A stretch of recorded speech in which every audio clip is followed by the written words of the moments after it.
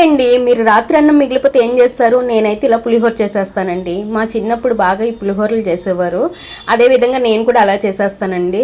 నిమ్మకాయ పులిహోర, మామిడికాయ పులిహోర, చింతపండు పులిహోర, ఏదో ఒక పులిహోర చేసేస్తామండి.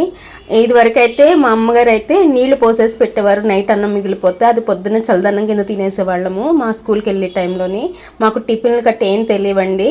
అందుకని ఇలాగా చేసేసుకుని పెట్టేసేవారండి. ఇప్పుడు కూడా అలాగే తింటాం మేము ఇంట్లోని. ఇది రాత్రి అన్నం మిగిలిపోతే మామిడికాయ పులిహోర చేసేస్తున్నానండి. చాలా టేస్ట్గా ఉంటుంది, తొందరగా అయిపోతుందండి, ఏమంత టైం పట్టదు. ముందు పోపు వేసేసుకుని వేయించుకున్న తర్వాత మామిడికాయ వేయించేసుకుని బాగా మగ్గనివ్వాలండి. కొంచెం ఉప్పేసి మగ్గనిస్తే బాగా మగ్గిపోతుందండి. అప్పుడు మిగిలిన అన్నము మీరు రాత్రి అన్నం ఉంటే రాత్రి అన్నం అప్పటికప్పుడు వండుకుని కూడా వేసుకోవచ్చండి, అది కూడా బాగుంటుంది. నేనైతే రాత్రి అన్నం చేసేసాను. మా రుత్విక మా వారు కూడా తినేశారు. చాలా ఈజీగా అయిపోతుంది. ఈ వీడియో నచ్చినట్లయితే లైక్ చేసి సబ్స్క్రైబ్ చేసుకోండి.